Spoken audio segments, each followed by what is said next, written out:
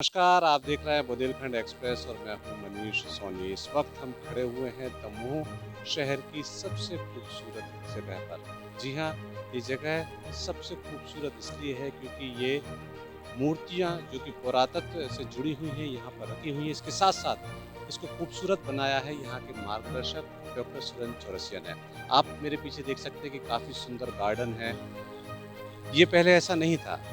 सब जानते हैं कि यहाँ पर कचरा घर था, काफ़ी गंदगी यहाँ पर रहती थी, लेकिन अब ये इतना सुंदर गार्डन बन चुका है कि लोग इस गार्डन को देखने के लिए आते हैं और फिर बाद में संग्रहालय देखते हैं। ये कैसे इस स्थिति में पहुँचा है, इन सब विषयों पर चर्चा करने के लिए हमारे साथ मौजूद हैं इस रानी दमयंती पुरातत्व संग्रहालय के मार्गदर्शक डॉक्टर सुरेंद्र चौरसिया।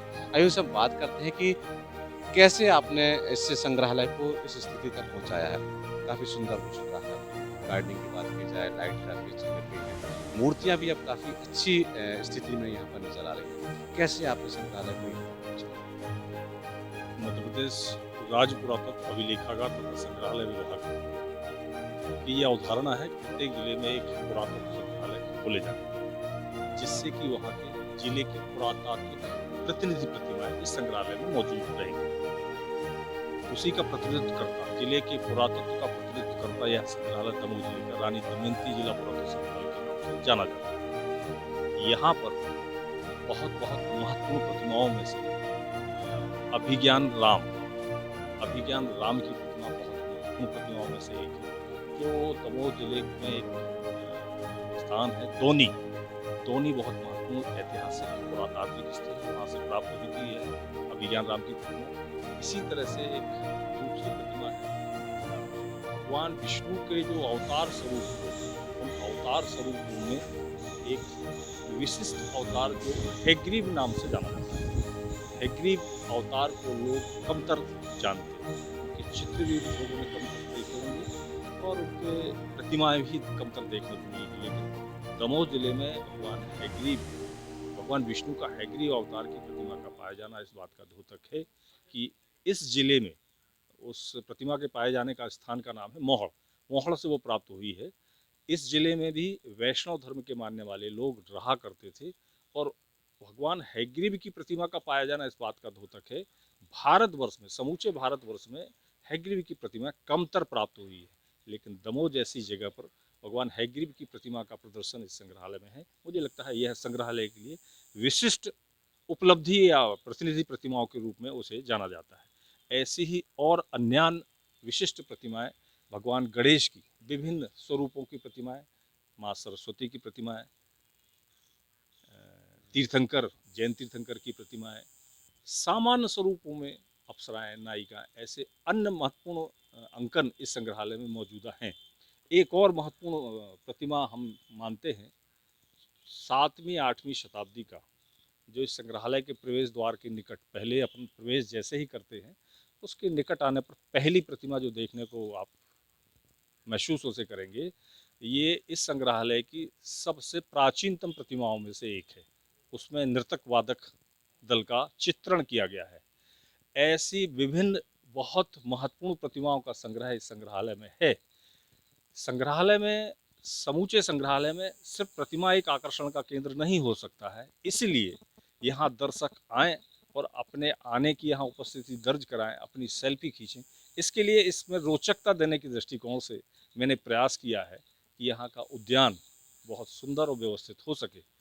हम सब लोग, यहाँ काम करने वाले लोग, यहाँ पर उद्यानिकी को बहुत ठीक स्थिति में लाने के लिए लगातार प्रयास करते रहते हैं, जिससे कि यहाँ दर्शक आके अपने घूमने के अलावा अपनी सेल्फी चित्र भी यहाँ लेके जाते हैं और उन सेल्फी चित्रों को विभिन्न जगहों पर भेजने का प्रयास करते हैं। मुझे लगता है कि यह पुरातत्व को एक जगह से दूसरी जगह भेजने का एक बहुत सरल और सुगम साधन हो सकता है। अक्सर एक प्रश्न मेरे दिमाग में है और अक्सर लोगों के लिए कौतूहल का विषय है कि ये पुरातत्व संग्रहालय है, रानी दमयंती पुरातत्व संग्रहालय, और ये जो बिल्डिंग है ये भी काफ़ी पुरानी है। कुछ इस बिल्डिंग के इतिहास के बारे में अगर आप प्रकाश डालें तो। जरूर जरूर। यह जो बिल्डिंग आप देख रहे हैं, ये 1480 के लगभग का निर्माण है, मध्यकाल के समय का निर्माण है। तत्कालीन शासक मोहम्मद बिन तुगलक शासक बतौर दिल्ली में बैठा करता था, लेकिन उस ज़माने में ऐसे कोई साधन नहीं हुआ करते थे कि ट्रेन के साधन हो या टेलीफोन का साधन हो या मोबाइल का साधन हो। तो शासक बतौर वो दिल्ली में बैठा है, अब उसका प्रशासकीय क्षेत्र ये जगह कहानी कि दमोह सागर जबलपुर जो रीजन है, इस जगह पे उसका यदि शासन है तो इस जगह को देखने के लिए ऐसे साधन नहीं होते थे।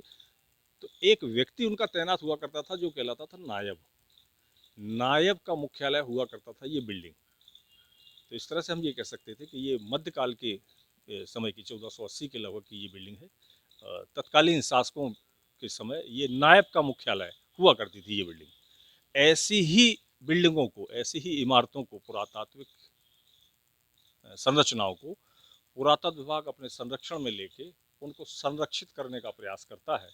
इसी क्रम में इस बिल्डिंग को संरक्षित करते हुए विभाग ने यहाँ पर 25 अगस्त 1989 को संग्रहालय की स्थापना करके इस बिल्डिंग को भी संरक्षित किया और उसी समय से यहाँ पर इस संग्रहालय का लोकार्पण करते हुए आज अनवरत अपनी पुरातात्विक यात्रा के लिए सुगमता से कार्य करते हुए आगे के और श्रेष्ठ साधनों की अपेक्षा करते हुए ये आने वाले समयों में दर्शक सुविधाओं का विस्तार हो, ऐसे प्रयास करते हुए हम पुरातत्व की यात्रा को और आगे बढ़ाने का भी प्रयास करेंगे।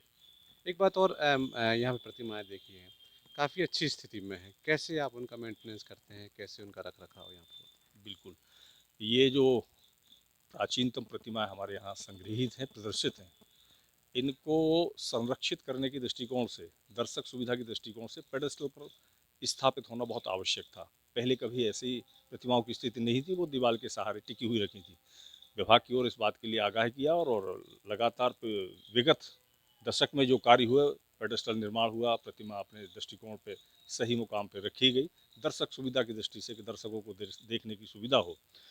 पेडेस्टल पर रखी होने के बावजूद हम इन प्रतिमाओं का लगातार संरक्षण और संवर्धन करने के लिए प्रत्येक दिवस इन प्रतिमाओं का, जिसको कहना चाहिए, कपड़े के फटकारने की कारणों से हम इनको साफ करते रहते हैं।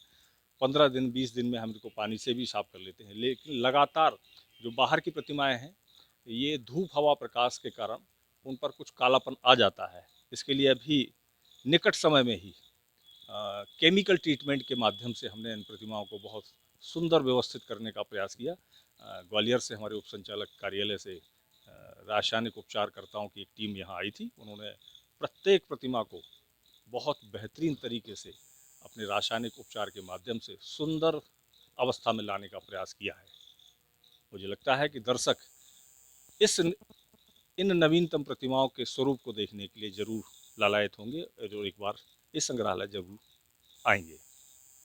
ये हैं डॉक्टर सुरेंद्र चौरसिया, जो काफ़ी आशान्वित हैं कि ये संग्रहालय लोगों के लिए पहले तो आकर्षण का केंद्र बना ही था, लेकिन अब इस स्थिति में है कि ये वाकई में लोगों के लिए एक अच्छी अनुभूति हो सकता है।